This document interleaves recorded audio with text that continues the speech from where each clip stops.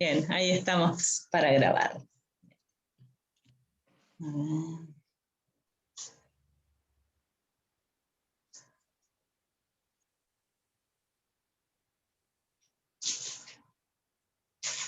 ¿Estás tomando Enrique también? Bien. ¿Enríquez? Enrique Prini.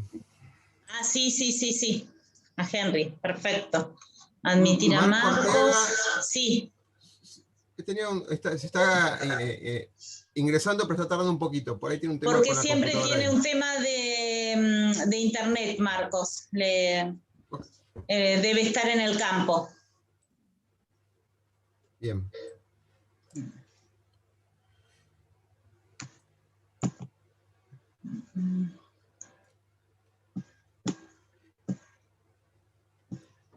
Bien, Claudia, ¿querés empezar? Yo voy admitiendo a medida que aparezcan.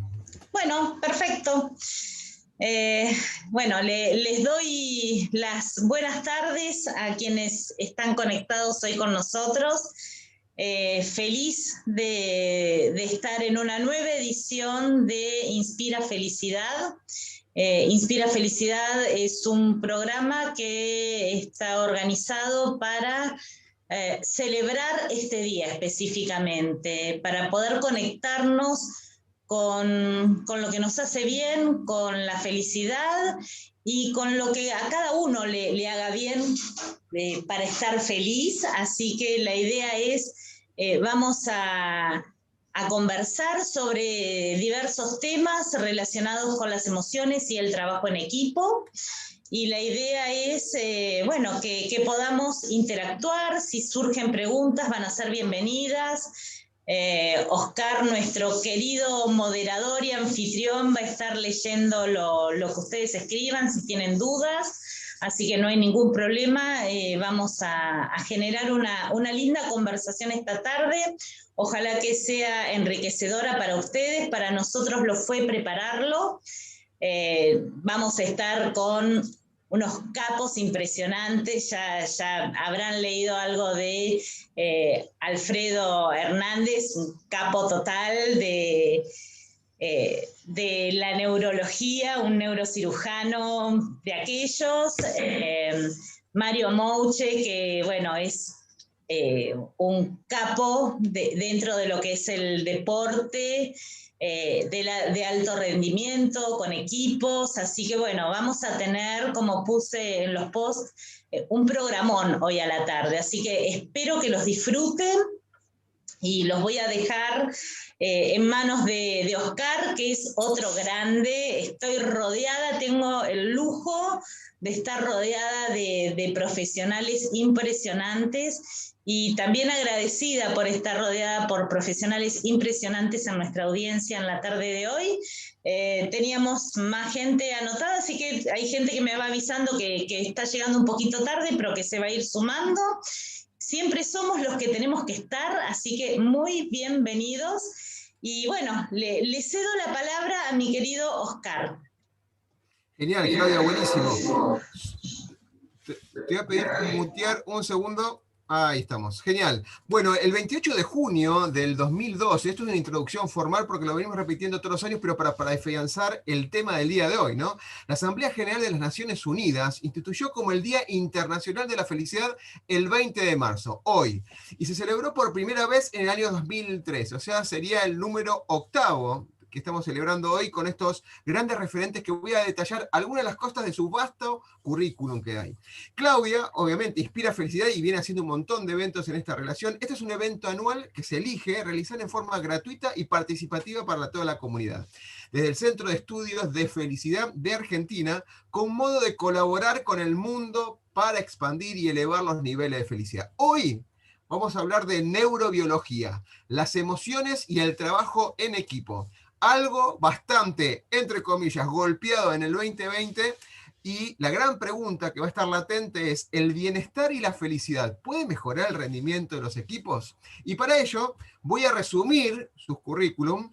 El doctor Alfredo Hernández, quien va, luego de una presentación de Claudia, va a disparar una serie de slides que va a manejar él, y vamos a incurrir en preguntas, en participaciones y demás.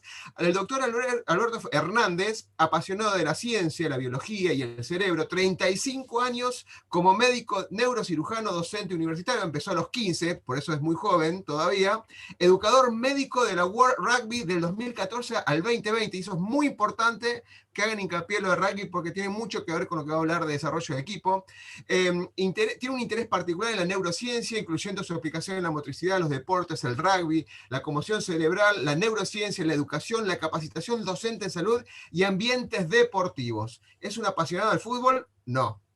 Le gusta el fútbol, pero es un apasionado del rugby, y de ahí vamos a hacer un enganche tremendo. Es un tipo del rugby como lo he sido en un momento, no jugando, sino como padre a un hijo. Claudia Campos, una orgullosa mamá de Daira, de 28 años. La tuviste también a los 10 años más o menos, porque sos re joven, ni llegas a los 40. Gracias, Claudia. Optimista y entusiasta constante, admiradora de las estrategias del tenis, lectora incansable, viajera del alma por el mundo y por el interior del ser, con enneagrama apreciativo, algo que, si la siguen, constantemente está compartiendo en su red Instagram. Proactiva y comprometida con los Objetivos de Desarrollo Sostenible, ONU, y con el logro de las metas grupales. Y finalmente, y no por eso importante, Mario Mouche, tremendamente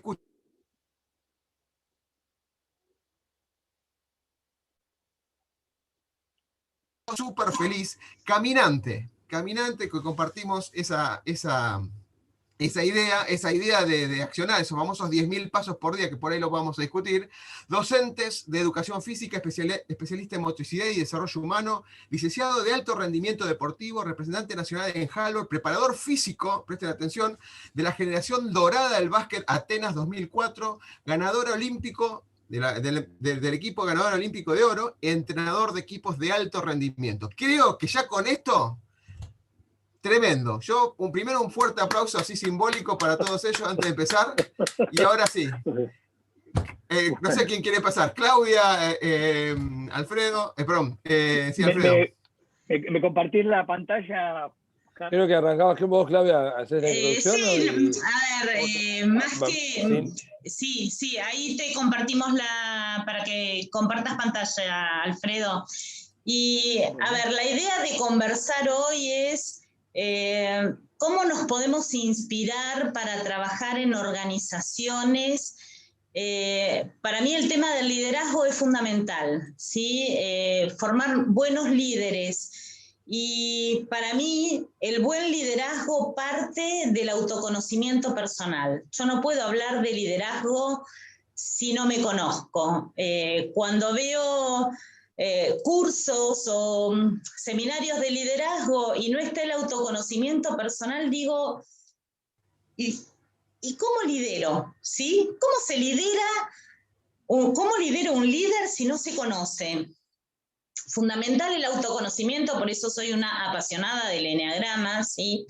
Pero no cualquier autoconocimiento, un autoconocimiento que aprecie a la persona, al líder, y que esta persona pueda apreciar a sus colaboradores.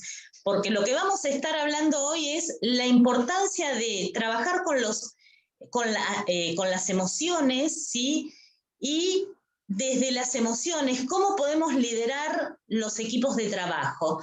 Hoy tenemos esta fortuna de estar con este capo que es Alfredo y con el capo de Mario, que son impresionantes los dos.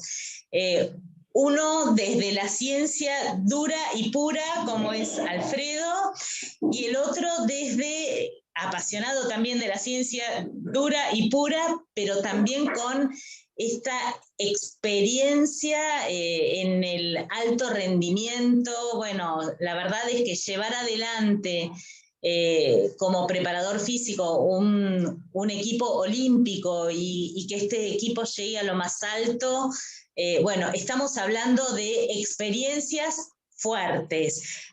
Alfredo desde el rugby, después Mario desde el básquet y el handball, pero básicamente hablamos de equipos de trabajo, no importa si es una organización, si es una familia, si es deporte, ¿sí? Lo que tiene en común todo esto es las emociones que nos unen. Ya Alfredo nos va a decir cómo somos, si somos seres racionales, emocionales. Ahí vamos a ver con Alfredo qué nos dice la ciencia. Así que bueno, esta es básicamente la introducción. Vamos a ver una presentación con Alfredo, son bienvenidas las preguntas. Con Mario vamos a ir metiendo bocadillos y queremos que esto sea interactivo, que esto sea realmente que se lleven hoy una linda charla inspiradora. Así que, dicho todo esto, querido Alfredo, en tus manos quedamos. Bueno, muchas gracias. Bienvenidos a todos a este espacio.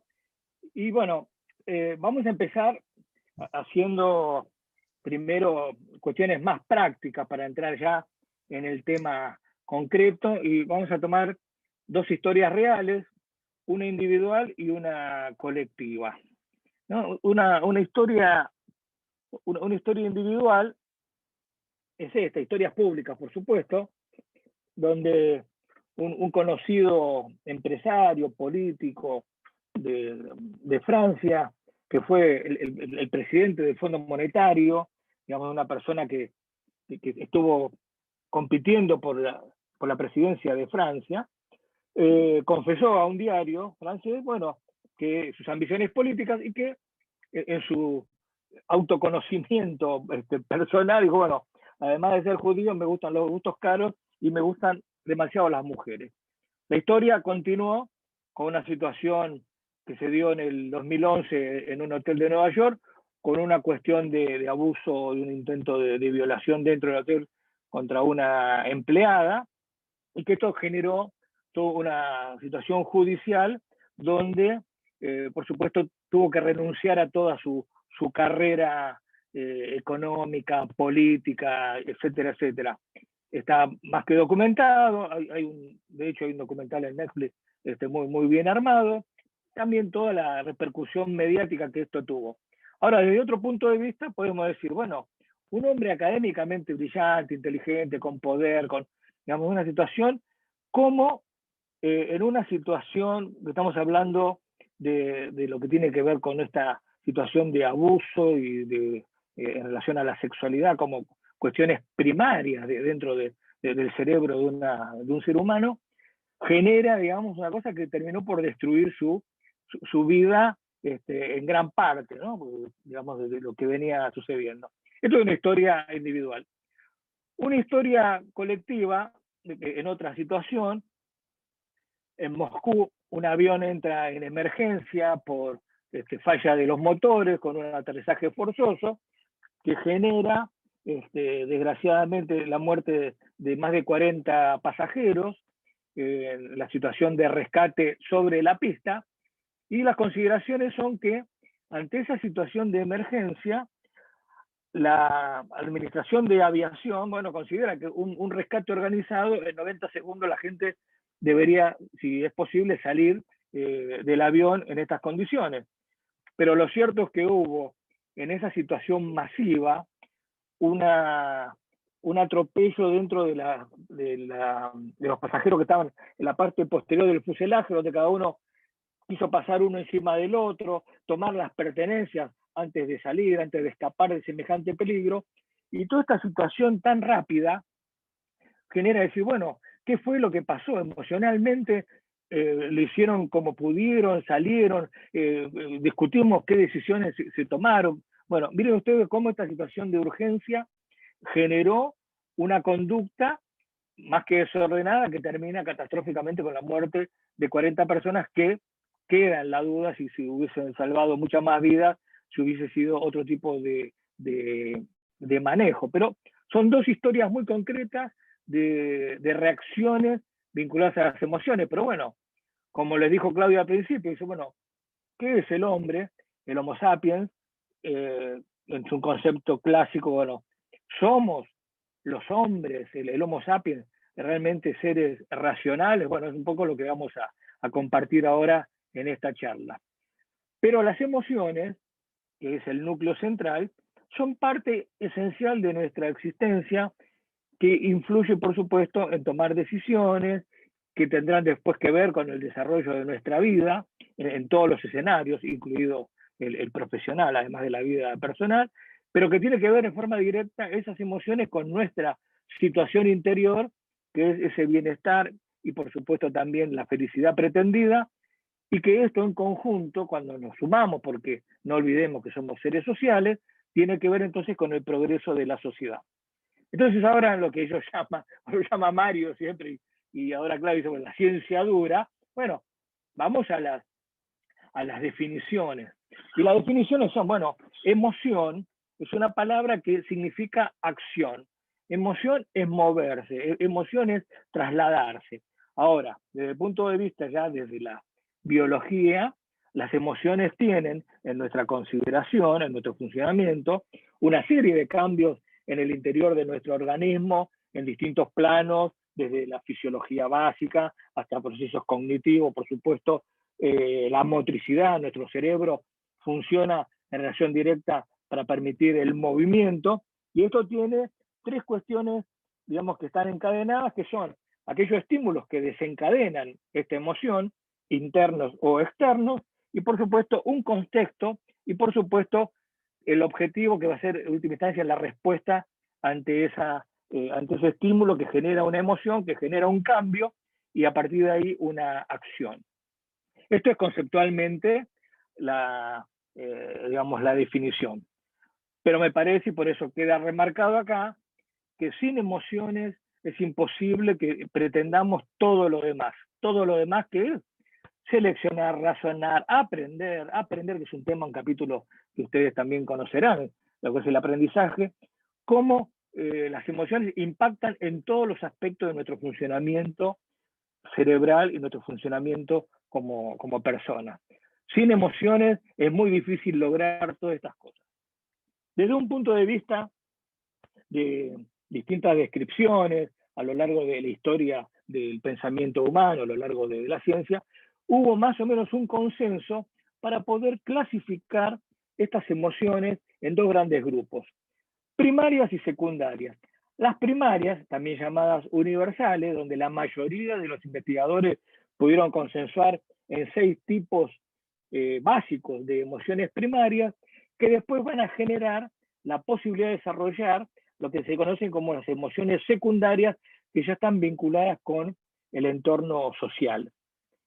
Y vamos a ver después que a partir de las emociones se generan los sentimientos. Entonces, cuando hablamos de emociones primarias, universales, decimos, son procesos fisiológicos que están codificados en nuestro ADN, sí, que somos parte de una historia natural en la historia de nuestro planeta, que tienen, por supuesto, una capacidad de adaptación. Si no hay emociones, es imposible que nos adaptemos, imposible la supervivencia, no solamente como individuos, sino también como especie.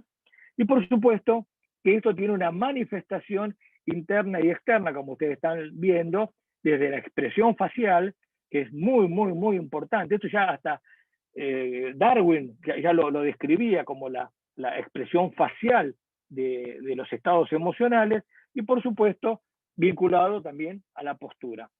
Emociones primarias, conceptualmente, son estas 6, que involucran el miedo, situación de ira, situación de asco, sorpresa, tristeza y alegría. Estas son las emociones primarias. Como ustedes ven, así a modo muy sencillo, y puse algunos ejemplos incluso con gente conocida como actores, o el caso de Mandela, cuando ganan el campeonato de rugby 1995 en Sudáfrica, con un impacto político importante. Las expresiones faciales tienen que ver con circuitos neuronales y tienen una fisiología en cuanto a la expresividad. Ahora, estas emociones primarias van a poder conformar después la base para lo que conocemos como ya las sociales, donde tienen que ver, también llamadas comportamentales, que pueden ser automáticas, inconscientes, pero no son innatas, son aprendidas. Las primarias son innatas, pero las secundarias son aprendidas. Así que miren ustedes la influencia cultural, la influencia social en este tipo de situaciones. De las más conocidas, pero hay muchas otras, la culpa, vergüenza, orgullo, los celos, etcétera, etcétera, pero remarqué lo que es bastante común en los escenarios en los que nos movemos, ya sea en el deportivo o en el laboral, que tiene que ver con la ansiedad, ¿no? Y la ansiedad como una emoción secundaria que tiene un impacto, todas tienen impacto, pero digamos, en este camino que queremos ir conversando para hablar de la felicidad, bueno, la ansiedad muchas veces constituye también un freno al progreso. Ahora bien, estas emociones primarias y secundarias van a generar sentimientos. Y ustedes han escuchado, y muchas veces, no tenemos por qué saberlo, o excepto que nos pongamos a estudiar en detalle, que muchas veces se usan como sinónimos, ¿no? Emoción, sentimiento, todo lo mismo, pero desde un punto de vista, y que realmente es muy interesante, es que tiene distintos mecanismos en el procesamiento mental, y creo que el hecho conceptual es que está marcado no solamente en lo que les puse acá con este círculo, que es una percepción. La percepción es una función cognitiva del cerebro donde interpreta toda la información que le llega, más su información interior, y le da un sentido.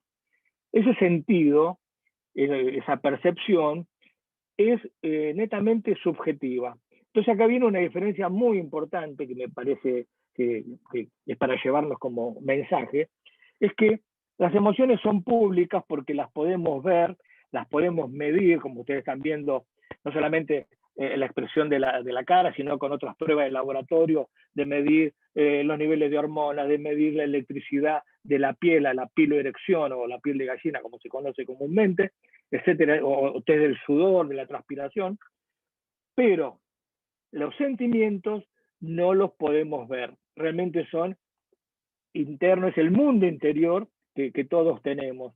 Entonces, eso es muy importante a la hora de decir, bueno, a ver cómo podemos diferenciar y darnos cuenta realmente de lo que está pasando con estas personas o con esta situación. El estrés, que hablábamos con Claudia el otro día, decía, bueno, el estrés, ¿cómo entra en esto? Porque el estrés también es una palabra muy conocida, y yo les podría decir en modo práctico que el estrés está un poquito antes de la emoción, porque el estrés se da a nivel celular, eso son todas las modificaciones necesarias para movernos, para adaptarnos desde una sola célula. El estrés en conjunto, como base primaria, es una capacidad de respuesta. Si nosotros no respondemos ante cualquier estímulo, difícilmente podamos sobrevivir. El estrés tiene 3 fases que ustedes están viendo. La primera es responder, es alarma. Si yo puedo superarlo, pongo en juego lo que llamamos la fase de resistencia. Si no puedo tolerarlo, adaptarme, resistirlo, viene el problema a largo plazo, que es el agotamiento, que lo vamos a ver al final de la charla. Pero lo más me interesa es, y acá sí quiero que hablemos ya con Claudia y Mario, que el estrés tiene detonadores, situaciones que son fenómenos gatillo, llamados estresores, y que básicamente se los puede dividir en 2 grupos. Los bioecológicos, que son muy difíciles que lo podamos manejar porque son las catástrofes naturales, tsunami, inundación, tormenta, terremoto, bueno, un montón de consideraciones donde decimos, bueno, está pasando esto, un sismo, estar durmiendo, como me pasó a mí, o a usted le han pasado experiencia, estar durmiendo a las 4 de la mañana en Lima, en Perú, y empezar a sentir que se mueve la cama, y digo, ¿estoy soñando? No estoy soñando, y bueno, era un sismo. Después me acostumbré en otros viajes, pero esa adaptación hay que tomarla de la mejor manera. Pero sí vamos a tener, acá sí, las interacciones sociales y el otro grupo de desencadenantes psicosociales que entra en todos los escenarios posibles de la vida humana. Y esto genera respuestas emocionales. Por eso creo que acá sí le doy la palabra a Claudia, decir, bueno, a Mario, las interacciones sociales pueden generar situaciones conflictivas. Y esas situaciones conflictivas las podemos después manejar o no las podemos manejar. Y ahí viene la jerarquización. Bueno, si hay alguien que ordena al grupo, si el grupo está totalmente fragmentado y cada uno hace lo que quiere, hace lo que puede, bueno, sepamos que tenemos esta situación, y si no la sabemos de antemano, porque creo que la vida en todos los aspectos es un aprendizaje. cuanto más aprendemos, cuanto más experiencia vamos adquiriendo, seguramente vamos a tener mejor capacidad de respuesta. Una de las emociones primarias es la sorpresa. Ah, mira, veo esto que nunca lo vi. Bueno, pero cuando lo vuelvo a ver 2 veces, 3, y lo vea siempre, ya dejo de sorprenderme. Así que creo que todo este fenómeno adaptativo de las situaciones emocionales o el miedo paralizante, porque lo desconocemos o porque a veces no lo podemos superar, ¿no? Si yo pienso en miedo ahora, digo, bueno, personas adultas que le tienen fobia a una araña, aunque sea pequeña, que la tiene a 1 metro y sabe que es una araña, que es pequeña, que no va a hacer nada, y sin embargo no supera ese rechazo a pesar de haber visto cientos de arañas que no tienen ninguna incidencia directa, ¿no? Así que es importante que es la adaptación y el aprendizaje, ¿no? Más o menos esto es la... Claudia, ¿algún Alfred, comentario? si me dejan meter un bocadillo, los voy Sí. a intentar sorprender y los voy a estresar y a ver cómo manejan sus emociones. Ustedes saben que hoy o ayer entró en erupción un volcán en Islandia que hacía 900 años que no había erupción y que hay una cadena de volcanes que es la más activa en Europa y que en los videos que mostraban de un helicóptero en la oscuridad de la noche en Islandia, que es casi el Polo Norte, contrastaba con la blancura de la nieve.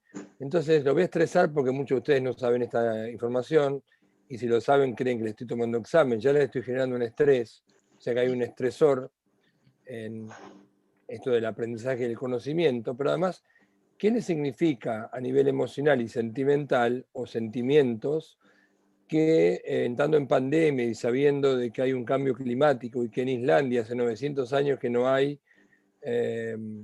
erupciones volcánicas como si fuera el Vesubio, y viendo esto que no es la isla de Java, y yo le estoy complicando la vida con todo esto que le estoy tirando mucha información que no la pueden procesar y los estoy estresando a un sistema de recepción de información, de percepción, y decirles que entre el año 1230 y 1250 hubo cerca de 500 situaciones sísmicas en ese lugar y que hacía 900 años que no.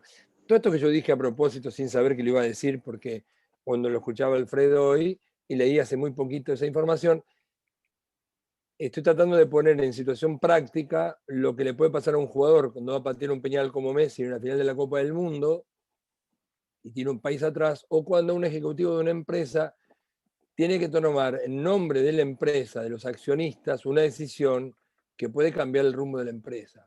O sea que en definitiva, el estresor, la emoción, la presión y la situación cognitiva, hace 5.000 años, no, 900, por lo que yo leí hoy, Oscar, era hace 900 años. Dato sacado recién de Infobae, no te quiero estresar, Mario. No, tranquilo, si yo no. Pero sí, no lo tenía, lo acabo de googlear y me si preocupó pasó hace porque... 900 o 6.000, a mí me da igual porque no pasó. Lo que está pasando es hoy. Ya te saqué el estrés, por ejemplo. Te reíste y te cambié la emoción. En definitiva, el proceso que está intentando desde la ciencia dura, que puede parecer aburrido, pero a mí me parece fascinante, es que ante cualquier situación, no importa el ámbito, si es familiar, laboral, escolar, recreativo, deportivo u otro, el funcionamiento del sistema nervioso es el mismo. El tema es cómo resolvemos, para no usar una palabra que a lo mejor a Claudia no le gusta, cómo resolvemos las emociones, o cómo vamos manejando, o vamos piloteando, o cómo vamos procesando este sistema estresor y emocional que en definitiva me hace tomar una decisión. A mí, hablar del volcán. A Oscar de buscar en Google y decir 6.000 años y yo decir 900 porque es lo que leí. Me tengo que fijar si es verdad o no. De última, si había 6 o 7 dinosaurios o 5.000, hoy a mí me da exactamente lo mismo. Sí es cierto que hay cosas que hoy en el mundo moderno tenemos una infodemia, o sea, un exceso de información, y eso nos estresa y nos angustia o nos genera ansiedad. Perfecto. Seguimos. Claudita, ¿ahí tenés algún aporte? Seguimos.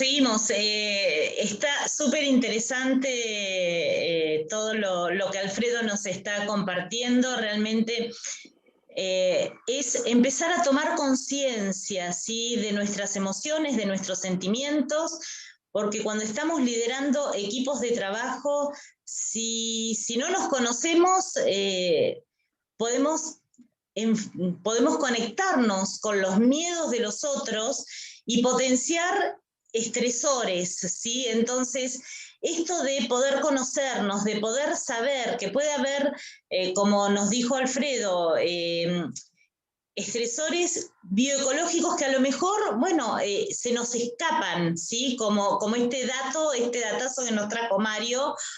Y bueno, y son tan grandes que nosotros no tenemos el manejo, pero después hay otros estresores que sí son como más de la órbita de nuestro procesamiento.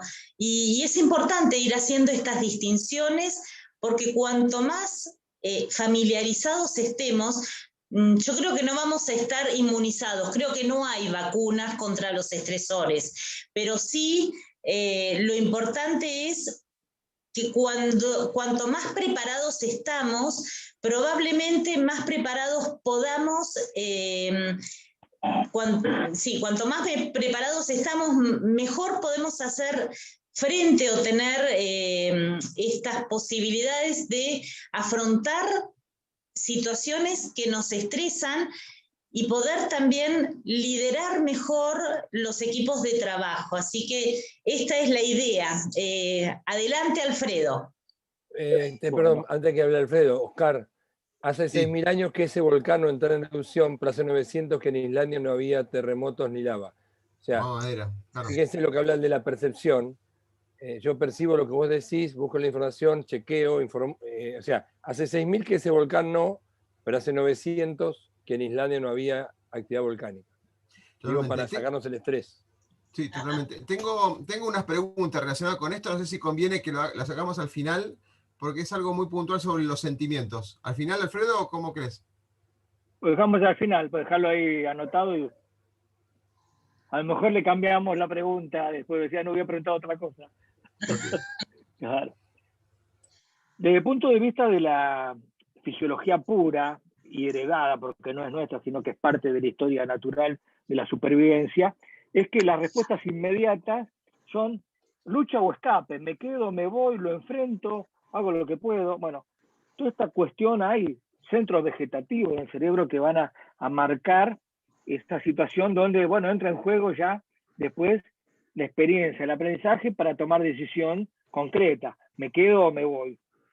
Desde el punto de vista neural, esto es ilustrativo, por supuesto, porque no es el objetivo de la clase, aunque estamos hablando de biología, pero tenemos estructuras profundas en nuestro cerebro que constituyen los grandes centros reguladores de estas respuestas tan profundas y tan adaptativas como son las emociones, llamado lo que hoy conocemos como sistema límbico, aunque no es el único lugar del cerebro que procesa esto, pero es uno de los centros más importantes.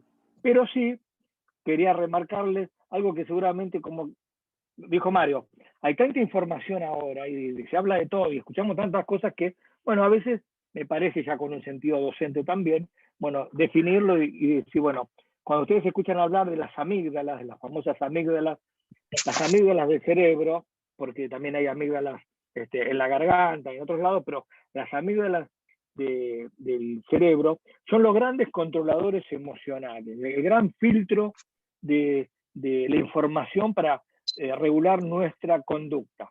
Entonces decimos, las amígdalas que hacen como filtro interpretan la información que está llegando para que eso después genere una respuesta de comportamiento, como veíamos, me quedo, me voy, escapo o lucho.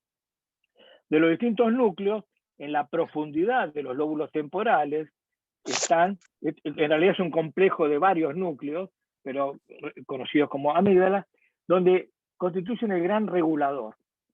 Este dibujo muy sencillo nos muestra, ante una situación determinada, la presencia de un animal salvaje, en este caso el oso, la información visual que captamos va al sector posterior del cerebro, donde a partir de ahí la información se disemina por distintos lugares y establece una respuesta que tiene, por supuesto, un orden vegetativo, que es el aumento de la presión arterial, el aumento de la frecuencia cardíaca, la sudoración. ¿Situación para qué? Para generar el escape. Prepara el organismo, larga adrenalina y me escapo de esa situación. Pero también puede suceder otra cosa, que a mí los osos me encantan, no me generan miedo, entonces me quedo y disfruto la situación o lo resuelvo de otra manera, pero sin tanta respuesta exagerada de liberación de adrenalina, ni siquiera de escape inmediato. Alfredo, Pero la amígdala... te interrumpo, que me gusta interrumpir.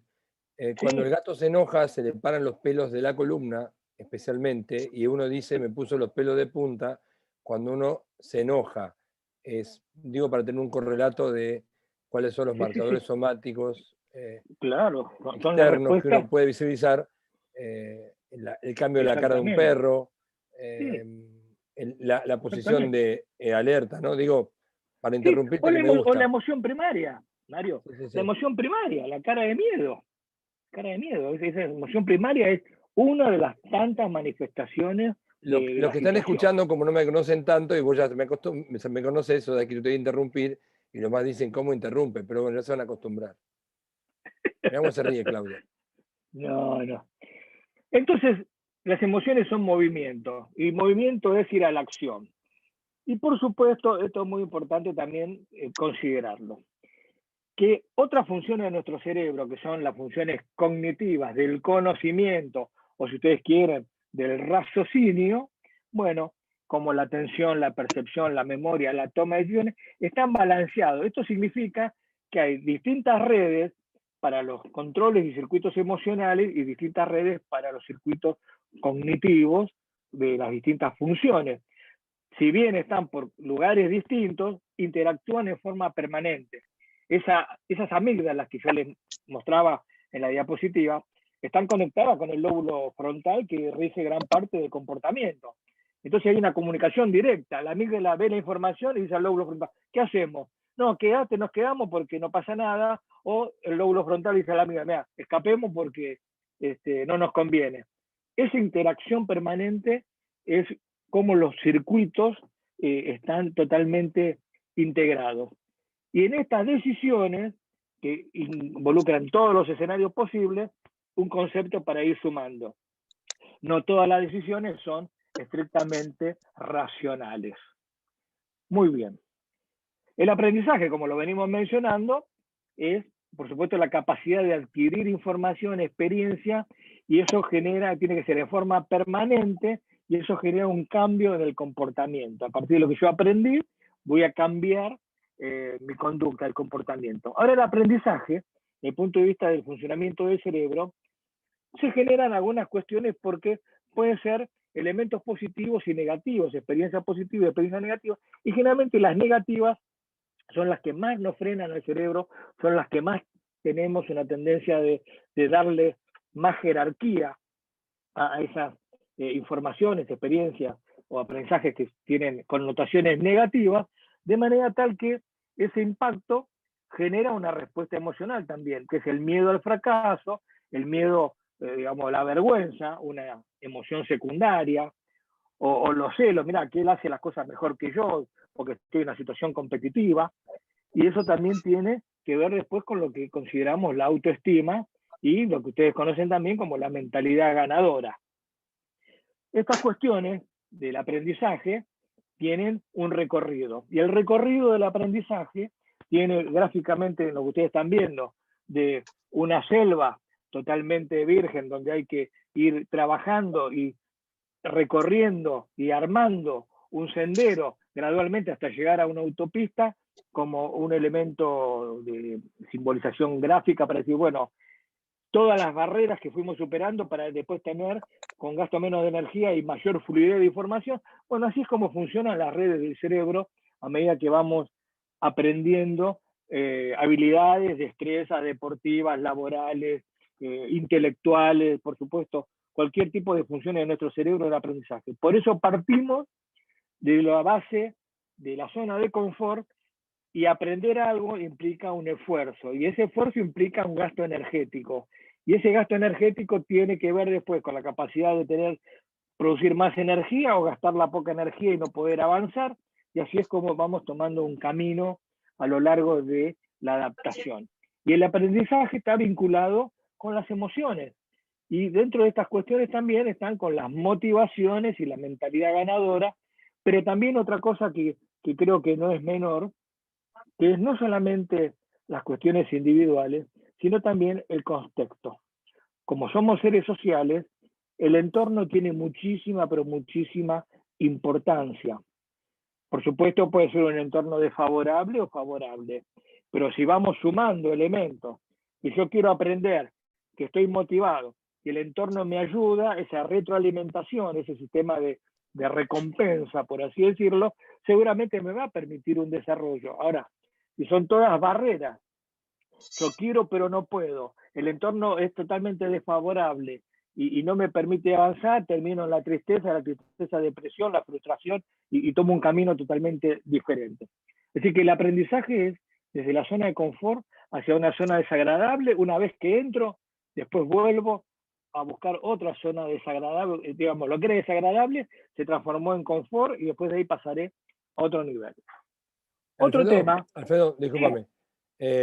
Por lo que están intentando empezar a hacer algunas preguntas, este contexto que estás planteando vos de la parte emocional y cómo reaccionamos ante ciertas situaciones, está relacionado directamente con los procesos de trabajo en equipo y el proceso de toma de decisiones. Digo, para que no lo relacionen solamente con una clase como si fuera cerrada con respecto a lo emocional, sino que este contexto que vos estás planteando es los integrantes de un equipo tienen diferentes reacciones a diferentes situaciones. Preparé un slide para después hacer un aporte a lo que estás haciendo vos ahora, de lo que estamos escuchando. Y me parece que por las preguntas que están haciendo, se están metiendo muy exclusivamente en lo emocional. Empiecen a pensar esto que está diciendo Alfredo, cómo lo podemos ir metiendo en pequeños estantes en nuestras relaciones laborales, familiares o trabajos en grupos y en equipos, ¿no? Para no quedarnos en lo puro emocional. Sí. Ahora, seguimos también como seres sociales, una palabra que tanto se usa, que es la empatía, ¿no? La empatía, la capacidad de poder entender lo que le pasa al otro. Si vos querés un líder positivo, porque hay líderes negativos, si vos querés un líder positivo, si no interpreta lo que le pasa y no tiene empatía, seguramente esa interacción va a fracasar. Y los componentes de la empatía no solamente son emocionales, sino cognitivos. Cognitivo es entender lo que le pasa y emocional es sentir lo que le pasa al otro. Esto es así. Y como concepto complementario, y se lo recomiendo si les interesa avanzar un poco más, la empatía no es exclusivamente humana. Les recomiendo, si quieren ampliar, a Frans de Waal, que es un investigador holandés que vive en Estados Unidos hace muchos años, que es espectacular, bueno, trabaja en primates, y precisamente dice, bueno, no es exclusivo del ser humano. Si quieren, para otro capítulo, desarrollar el tema del macho alfa, busquen a Frans de Waal, que le va a contar realmente la verdad de lo que es un macho alfa, y que no es exclusivo del humano, sino por supuesto también en los primates y otras especies. Pero empatía no es exclusivo del ser humano. El clima emocional para el aprendizaje que venimos hablando necesita estas consideraciones. Comunicar con sentimiento, que es la suma de todas esas emociones ya trabajadas, ambientes sin distracciones visuales, contacto visual con cada uno, entender y tener empatía con cada uno de los integrantes de esa pequeña comunidad, esa pequeña sociedad, para tener resultados positivos. Y acá entra en juego otra cuestión, que es la crítica, que es discernir sobre la verdad, pero trabajando desde el error. Ustedes esto hasta lo vivimos en la vida cotidiana, que puede ser positivo o negativo, construimos o destruimos. Y el cerebro, cuanto más destructivo sea, más se va a cerrar, más se va a inhibir, no va a aprender. Abajo, duele. Oh. No va, la crítica destructiva realmente es algo que debe ser trabajado y eliminado en cualquier situación de manejo grupal. Y por supuesto, les cuento otra historia sencilla. Cuando hablamos de la autoestima, es la historia de un muchacho que manejaba un remis en la provincia de Buenos Aires, estaba sin trabajo. Un amigo mío le dijo, mira, ¿por qué no te vas a la embajada de Canadá? Que están buscando gente, mandó una entrevista, llenó el formulario, fue a la embajada, tuvo una entrevista laboral. ¿Usted qué hace? Yo manejo taxi, remis. Y bueno, no pasaba nada en la entrevista hasta que cuando medios se iban cortando, decía, bueno, mire, lamentamos mucho, no podemos ofrecerle porque no necesitamos más choferes en Canadá. Le dijo como en forma complementaria a este muchacho, bueno, y por otra parte, en mi tiempo libre, soy bombero voluntario. ¿Bombero voluntario es usted? Sí, soy bombero voluntario. Y se lo llevaron a Canadá como bombero forestal. Ahora, ¿qué fue lo que pasó? Este muchacho no había jerarquizado su rol tan importante para la sociedad, que es ser bombero voluntario. Dejamos esto picando nada más para otra discusión, pero sí, bueno, bomberos, tan importante para la sociedad, la protección humana y material, y el valor que tiene, y todavía estamos hablando de voluntarismo, de que no tengan estructura, rentabilidad, tecnología, apoyo, etcétera, etcétera. Bueno, una cosa que ojalá en algún momento cambie, pero miren ustedes cómo desde su percepción individual, y bueno, y como complemento, sí, bueno, soy bombero también cuando tengo tiempo. Bueno, miren ustedes cómo le cambió la historia. Esto es un ejemplo de la autoestima y de cómo nos valoramos. Por eso la mentalidad ganadora tiene que ver con consideraciones personales, pero que están altamente influenciadas por el entorno también, que lo va a reforzar, que lo va a ayudar. Y eso incluye el manejo de la ansiedad, que habíamos mencionado al principio. En el deporte se produce una serie de, como en otras circunstancias, un examen, una entrevista laboral, una prueba, la presentación de un proyecto, bueno, un montón de, un nuevo proyecto familiar, la llegada de un hijo, bueno, un montón de cuestiones hace que esta ansiedad pueda ser manejada adecuadamente o no. Si no es adecuadamente manejado, es una amenaza. Nos saca de la zona de confort, nos bloquea, podemos tener después la progresión hacia el miedo al fracaso. En un ambiente deportivo es, me quedo, no puedo superar la prueba, no lo puedo hacer. Entonces la ansiedad es un factor que es muy importante y que se puede manejar. Primero hay que conocerlo, hay que tener, digamos, un diagnóstico de base para después poder decir, bueno, hay elementos para poder manejar la ansiedad, sí, técnicas de relajación, meditación, respiración, música, etcétera, etcétera. Hay posibilidades, Alfredo, pero es necesario que lo conozcamos, sí. Tranquilo. Esto del miedo a perder, muchas veces pasa ante una pregunta que hay por ahí en el chat, pero uno lo pone en el mundo deportivo, el miedo a ganar. El miedo a ganar genera más responsabilidad. El miedo a ascender y tener otro rol en las organizaciones también te genera más presión. Y mucha gente quisiera ser, pero no está preparada para hacerlo. Quizás entonces, a veces, entre lo que uno dice y lo que realmente puede y lo que hace, hay un mundo de quién toma la decisión para patear el penal o cerrar un juego, y quién toma la decisión de echar un empleado o de tomar un empleado, o de, como dije antes, tomar una decisión que después impacta en toda la organización. O sea que a veces este tipo de situaciones de una ansiedad puede jugar no solo al miedo al fracaso, sino al miedo al éxito. Lo pongo ahí como una duda para la charla final, ¿no? Seguro, Sí, los coaches dirían, y si nos va mal, no es solamente y si nos va mal, y si nos va bien, es una gran pregunta, y si nos va bien, ¿cuál es el siguiente paso? ¿Estamos preparados para el siguiente paso para ascender? Muchas veces estamos más preparados para la caída, para que nos vaya mal, más que para que nos vaya bien. Y si nos va bien, ¿cuál es nuestra capacidad de expandirnos? Y ahí es fundamental, como hablaba Alfredo, el tema de la autoestima, el autoconocimiento, la autoestima, el procesamiento de las emociones. Y si me va bien, esa sería como la gran pregunta de coach que dejo flotando en el aire para conversarla al final. En muchos clubes, ascender o salir campeón significa tener que gastar más dinero y no estar preparada la institución para poder afrontarlos.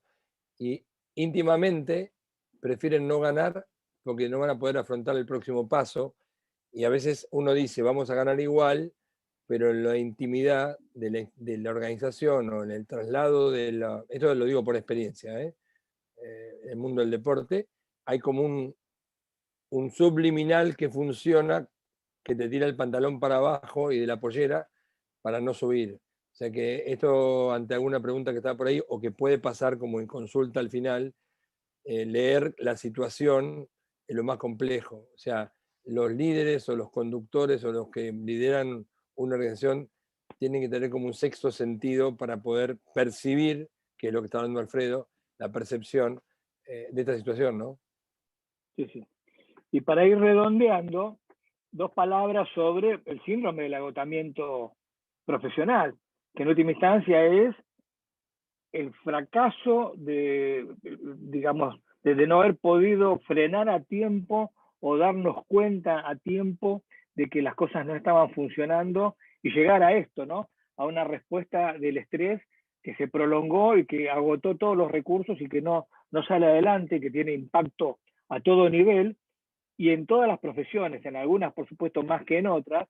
Acá como ejemplo pongo bomberos en la medicina y también en el mundo deportivo, pero esto vale para muchas profesiones de la vida actual, donde se genera esa situación de alto impacto por que se mantiene en el tiempo y no tiene respuesta por parte de uno, por parte del grupo donde está actuando.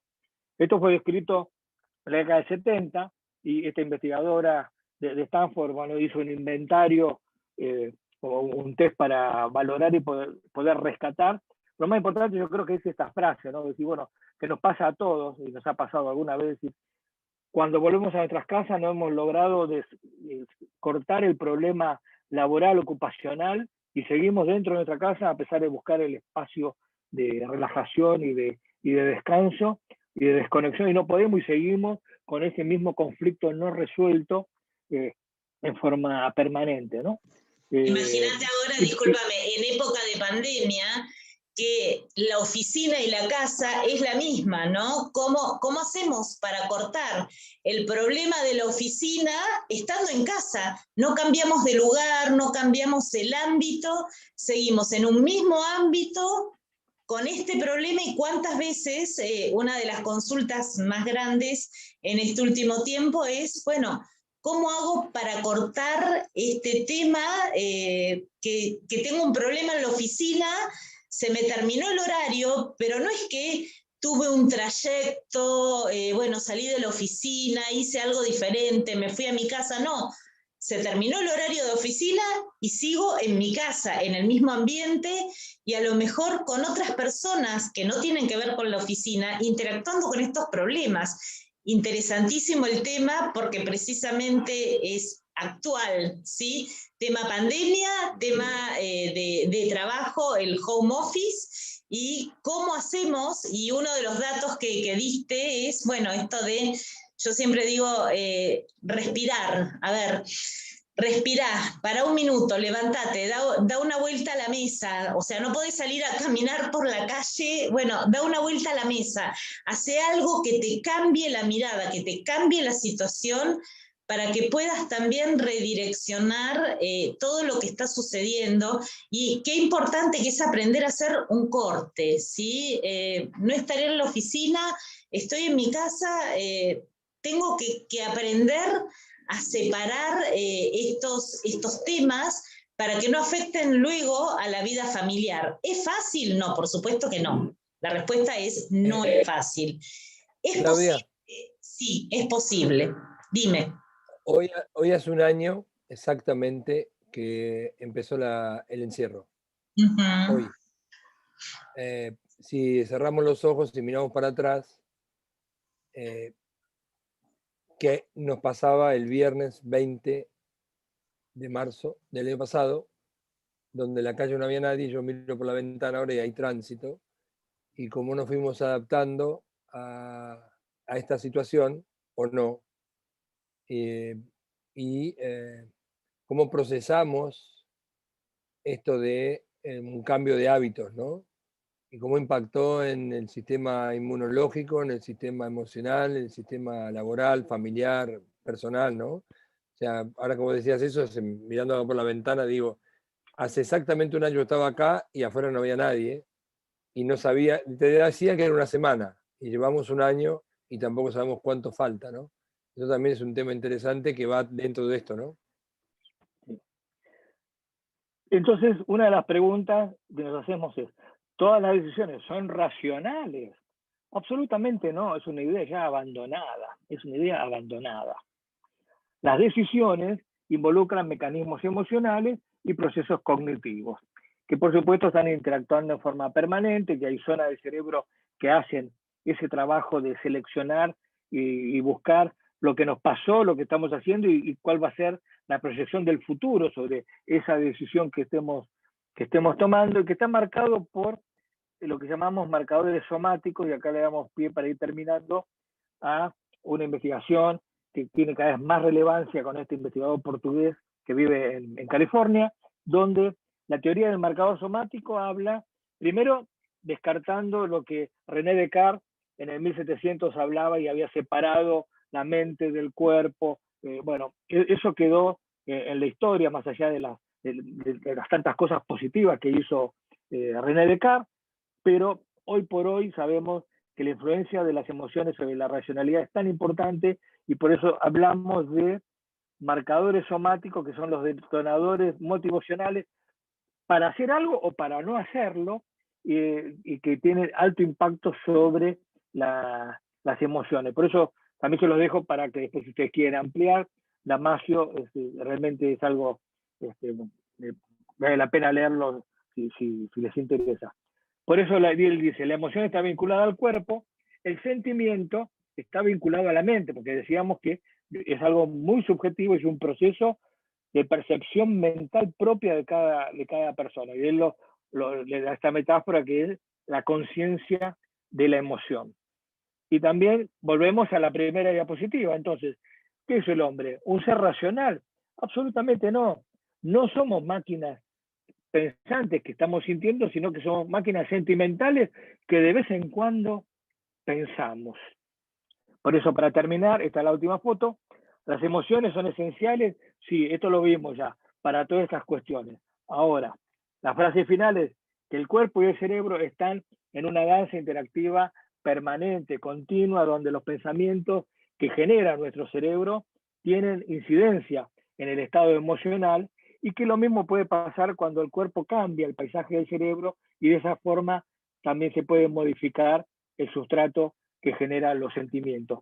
Cerebro, cuerpo están más que integrados, a pesar de lo que decía René Descartes hace tantos años, están totalmente integrados y tienen una influencia más que importante para la vida cotidiana. Más o menos esta era la idea de esta ciencia dura sobre las emociones y qué impacto tiene sobre nuestra vida cotidiana y cómo lo podemos manejar. Bien, muchísimas gracias, Alfredo. La verdad es que es tan apasionante escucharte. Acá teníamos algunas preguntas que fue haciendo Laura. Tengo varias, Claudia. Bien, eso. ¿Querés, Marito, leerlas? Y vamos, la idea es, bueno, yo prefiero que Oscar las lea. Dale, Oscar las lee y claro, Oscar, lee las vos, que estabas ahí atento a las preguntas. Dale. Sí, y algunas, como dijo Alfredo, fueron respondidas, pero está bueno que también que interactuemos ahora 10 minutos, 15, entre Exacto. todos, ¿no? Sí, totalmente. Bueno, yo igual después tengo una placa para mostrar en algún momento, una placa con 4 palabras nada más, cuando se disponga. Ok, genial. Hay muchas preguntas que son del cómo, ¿no? Mucho del cómo. Se habló mucho del qué percibe y demás situaciones. Se habla, en particular, doy un contexto porque está parafraseado. Dice, la emoción obviamente es acción, pero también la emoción, como el miedo y la vergüenza, como Alfredo puso, limita y no nos permite accionar. Entonces, ¿cómo podemos cambiar que esa emoción nos bloquee? Yo creo que hay dos formas. Voy a hablar como médico. O lo haces solo o buscas ayuda. Cuando hablamos de la ayuda, no siempre profesional, porque la palabra de un amigo también, o de un ser querido, de un conocido, va a poder intercambiar. Pero creo que básicamente esas consideraciones tienen que ver. ¿Por qué? Porque el cerebro es plástico, es moldeable. Entonces la plasticidad, acompañando a la experiencia, es decir, bueno, siempre lo mismo, no puedo salir, bueno, busco ayuda. Ayuda doméstica, ayuda familiar, etc. Y si no, ayuda profesional. Yo creo que a nivel de las organizaciones y de los equipos, que hay una pregunta por ahí que a lo mejor se relaciona, es el que lidera o el que conduce debiera generar un ámbito de comunicación eficaz, de conversación entre las personas y de igualdad de situaciones, aunque no sea de cargo, donde yo tenga la libertad de poder expresar qué siento, qué me pasa y diluir esa ansiedad, miedo, opresión para que yo pueda expresarme. Digo yo, el que tiene el conflicto ante la pregunta. Me parece que quizás a lo mejor desde la experiencia mía deportiva, de haber formado parte de equipos, no liderar equipos solamente, sino de formar parte de equipos, el éxito de los equipos es lograr el objetivo entre todos y que uno solo nos salva a todos. Me parece que a lo mejor el egoísmo en algunas oficinas, ámbitos laborales u organizaciones de diferente ámbito, llevan al fracaso, entre comillas, inclusive con grandes jugadores. Nos pasa con la selección de fútbol, que los mejores jugadores no garantizan campeonatos. Sí, los mejores equipos garantizan resultados. Campeón hay uno solo, los 16 restantes no son fracasados, son partícipes de un torneo. Quizás tomar este ámbito deportivo al mundo del laboral o familiar o personal nos puede ayudar a que no se puede todo el día estar ganando, todo el día estar perdiendo, todo el día estar llorando, todo el día estar sufriendo.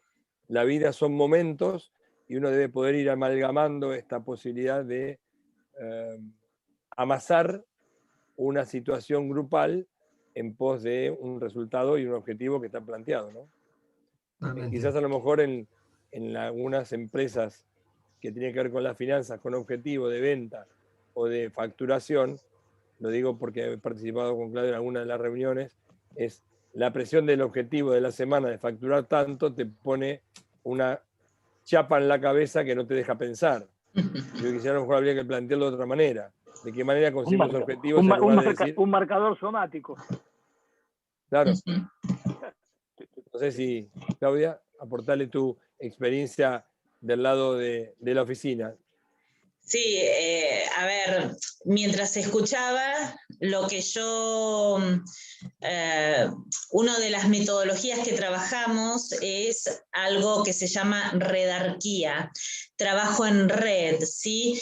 Ya no es solamente el tema de hablar de la jerarquía, el líder está en la jerarquía, en la cúpula ahí arriba y manda a todos hacia abajo, sino es esa horizontalidad que hoy se plantea y el trabajo en red. Y para mí el trabajo en red de las personas tiene que ver con nuestro trabajo en red del cerebro, ¿sí? Nuestro cerebro, y acá si digo alguna burrada, Alfredo, corregime, nuestro cerebro trabaja en red, ¿sí? Las neuronas se van conectando, nuestra red neuronal, con estas sinapsis que van haciendo, y cuantas más conexiones vayamos teniendo y cuanto más estas conexiones se van afianzando, más fuerte se hace esta red neuronal.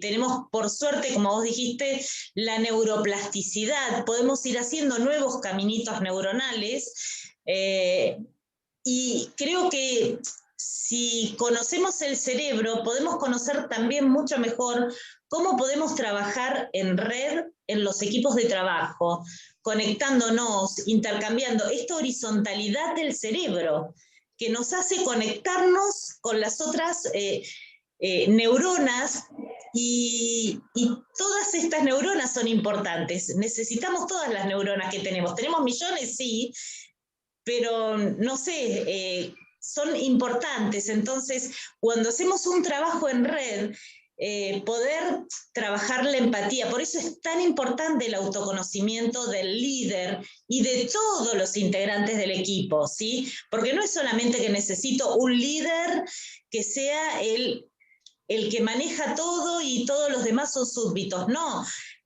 un líder es importante que se autoconozca y también todos los integrantes del equipo, porque todos juntos somos más inteligentes que cada uno de nosotros por separado.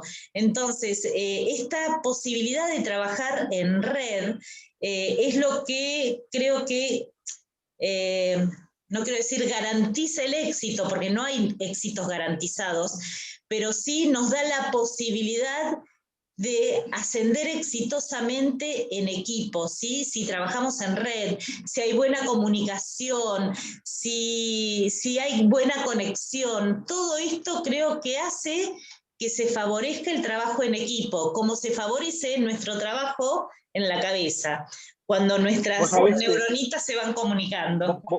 Vos sabés que eso tiene una respuesta biológica y evolutiva.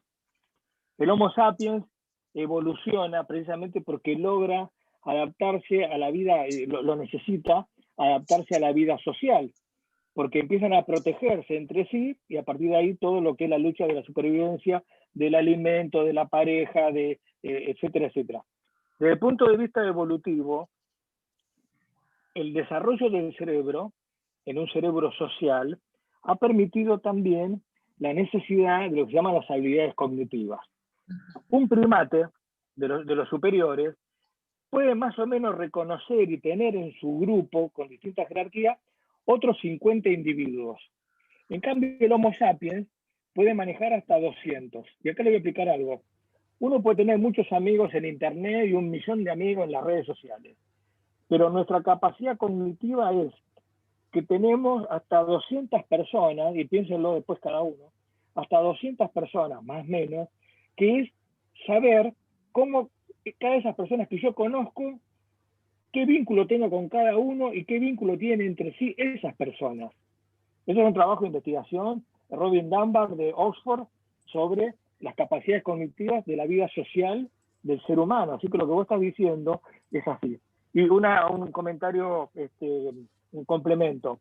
El líder acompaña. Entonces, cuando yo formo estudiante de medicina, cuando yo formo residente de neurocirugía, cuando yo formo jugadores de rugby, tenemos esa cuestión de el manejo de los conflictos, de las luchas internas, de las competencias, y para eso se necesita la empatía y se necesita también en un momento, y ahí viene el concepto del macho alfa, bien entendido, porque el macho alfa, que lo repito como se lo dije hoy para que después vayan a leer si les interesa, el macho alfa no es el barra brava, el patotero del grupo que con agresión arregla todo y es el que defiende su grupo, no.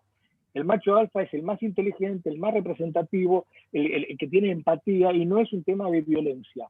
Está mal entendido porque, bueno, hay cosas que en los pensamientos después de la popularización ni de género, Alfredo. No es ni de violencia ni de género, sino es exactamente, el líder. También está la mujer alfa, la hembra alfa. No, lo que pasa es que es el término que se usa, pero el líder, al menos en lo que es el mundo deportivo, es SSS, el sujeto supone saber. Es a quien uno va al médico y el médico te genera confianza. Uno va a una verdulería y el verdulero te genera confianza. Vas al kiosco de diario y te genera confianza. O sea que en definitiva, el líder debe generar confianza entre sus pares, porque el utilero de un equipo, si le ata mal los botines o le prepara mal los botines al 9, no hay goles. Si el agua no está a la temperatura que el jugador que tiene que jugar está bien, se molesta.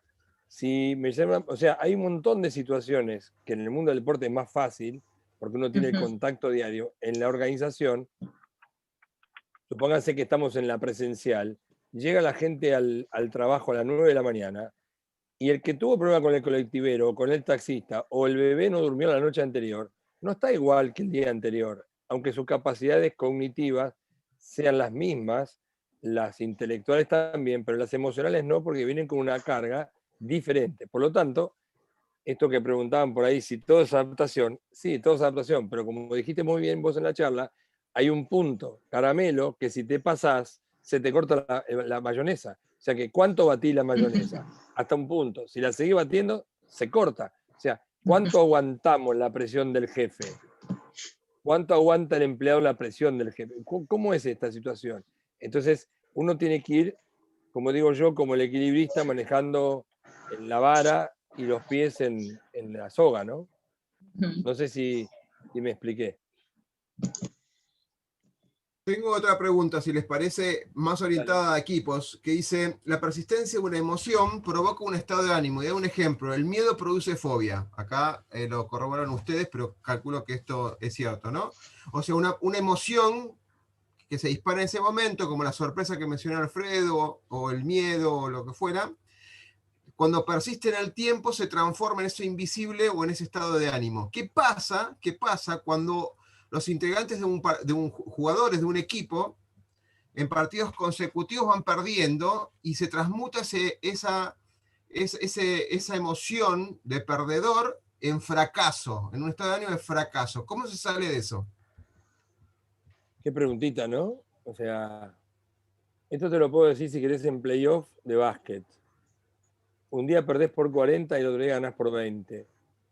Esta es la gran magia que no quisieras. Quizás yo te pueda dar una explicación de la experiencia, o te puedo hacer un verso, pero yo creo que no tengo una explicación racional o científica, porque hay clics que se producen en los grupos, y si vos me preguntás, cuando yo he dado alguna charla con Claudia, yo te puedo contar la historia de cómo fui con un equipo, pero no sé cómo lo hice, porque te cuento la historia, y es que los equipos van armando su propia dinámica, como el río.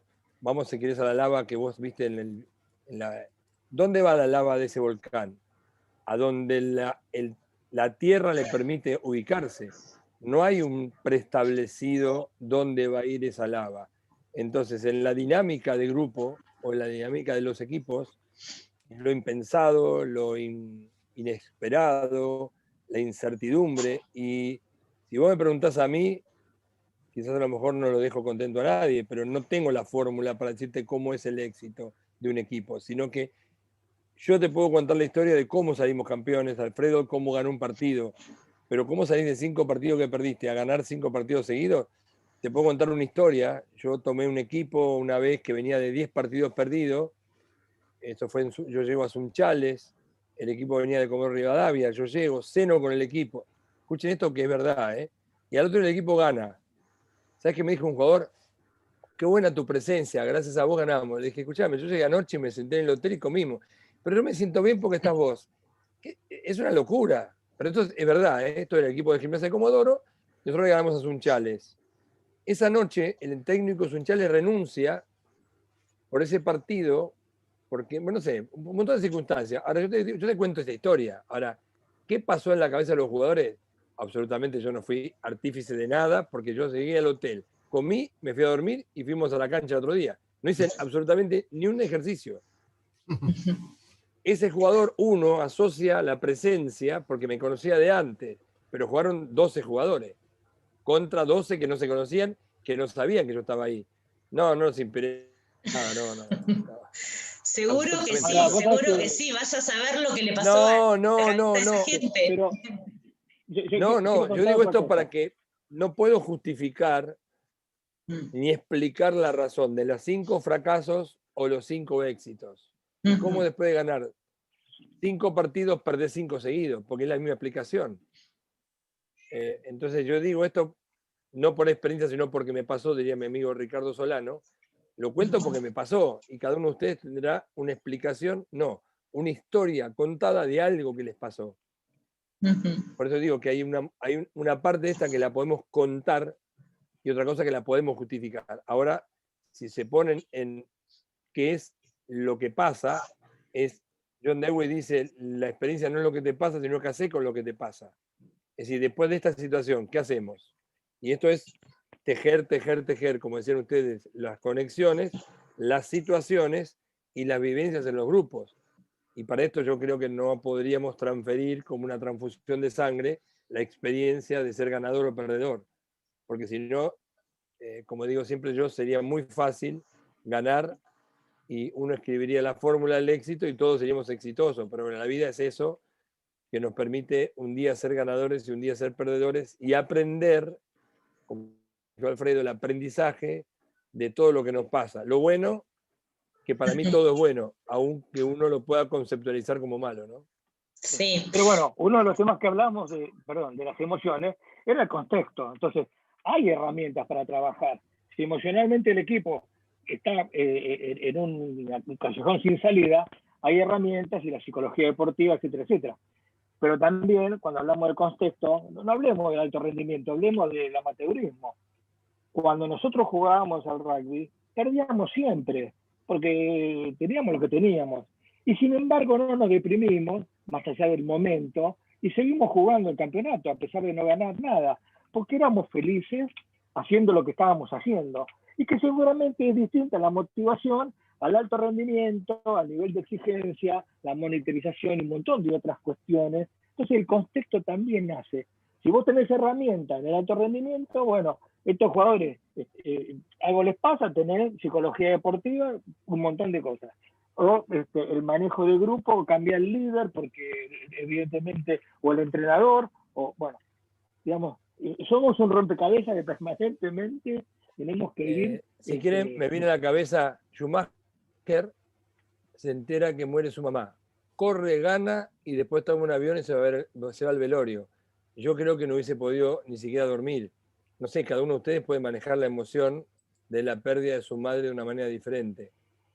Digo esto porque hay muchos casos de Tevez dejó la concentración y se vino a su padrastro y no jugó, estuvo una semana haciendo el duelo. Esto es muy personal, por eso digo que está bueno informarse de la ciencia dura. El sentimiento, lo que decía Alfredo. Claro, ahora, eso Mario, que vos decís, es lo que entra para otro día, es hablar, bueno, de la neurociencia de la cultura, porque la cultura, que es muy variada en todo el planeta, en toda la sociedad, en todas las historias del ser humano, tiene matices muy particulares, con escala de valores diferentes, con prioridades diferentes. Entonces hay aspectos culturales que inciden en la capacidad de respuesta. Lo más común que decimos nosotros, y creo que es todo el ambiente que tenemos en este grupo hoy, bueno, los latinos somos con una expresividad, un montón de consideraciones que otras sociedades no tienen esa expresividad emocional porque tienen otra escala de valores. Así que me estoy como la cultura para otro día marca también nuestras diferencias.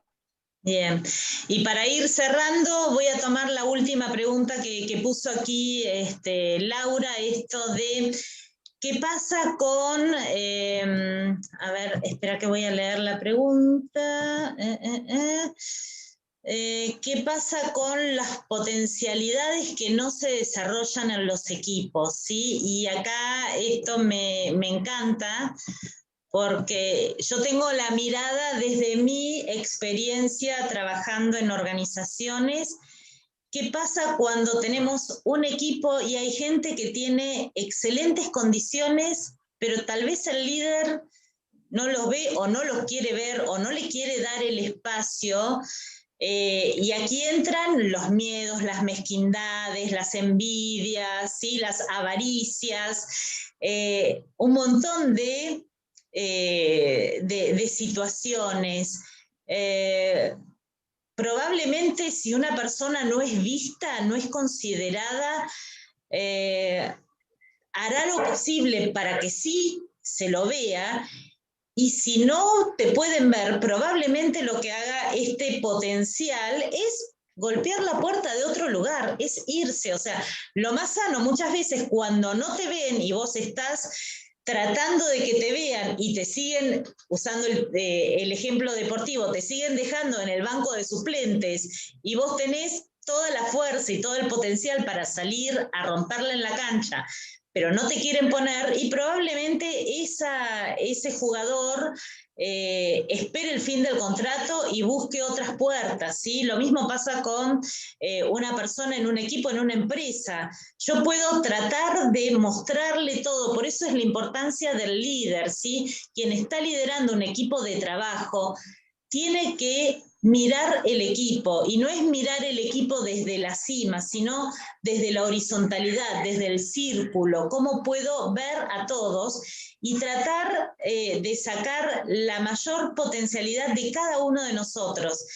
Esa es una de las tareas del líder, creo, poder empatizar, poder mirar, poder potenciar el trabajo de un otro. Y aquí dejo, si alguien más quiere decir algo. Sí, yo diría que, ya lo dijo Goleman hace muchos años, que muchos tenemos capacidades para hacer un montón de cosas, pero solamente quienes las realizan son los capaces. O sea que hay un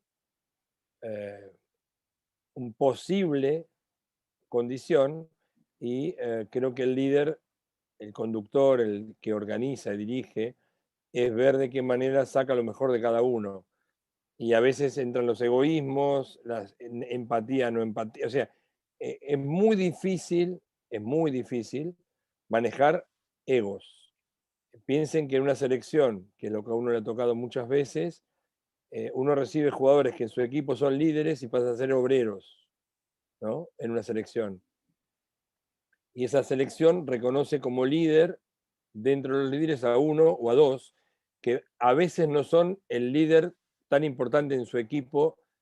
Y entonces esto es interesante poder observar. Quizás nosotros en el mundo del deporte es más fácil, porque las empresas es mucho más privado. El mundo del deporte a nivel selecciones o de equipos de primera es más público. Pero eso ha pasado que grandes jugadores que son muy buenos jugadores en un equipo van a otro y fracasan, y jugadores que son unos perros, disculpe la expresión, en unos equipos van a otro club y salen goleadores y son los capos. Y vos decís, pero como este pibe o esta chica hacía 10, 15 días que era un desastre, llega acá y es un fenómeno.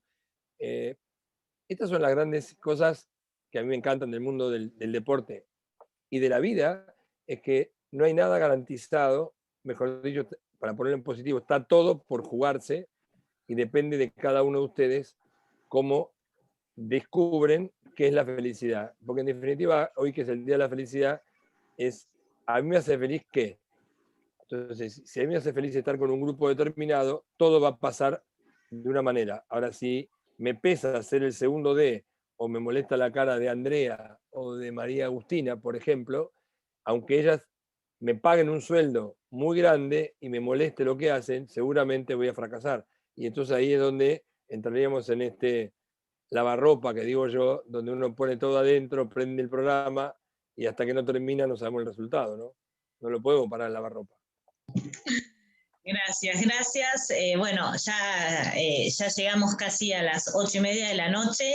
Les agradezco un montón el haber estado acompañándonos durante esta hora y media casi.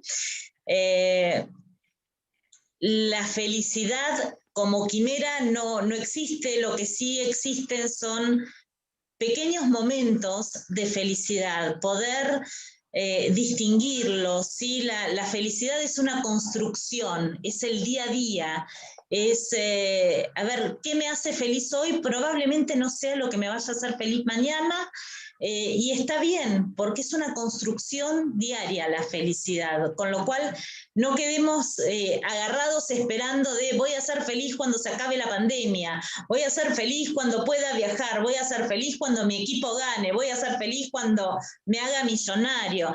Ajá, ¿y qué pasa en el trayecto, en esto? ¿Sí? Es el día a día. ¿Qué me hace feliz hoy? ¿Qué me hace feliz mañana? Es una construcción la felicidad. Así que conozcámonos, el autoconocimiento, el trabajo en uno mismo es fundamental para construir esta felicidad diaria. Así que bueno, les agradezco por haber estado en esta Inspira Felicidad de este año, bastante diferente al del año pasado. Y bueno, y ojalá que nos encontremos el año próximo para seguir inspirándonos. y si les quedan preguntas, si tienen algo para comentarnos, pueden escribirnos de manera particular y seguramente vamos a estar a disposición para poder responderles. Así que muchísimas, muchísimas gracias. ¿Quieren cerrar con alguna palabra? Alfredo, Mario, Oscar, gracias. ¿Algo?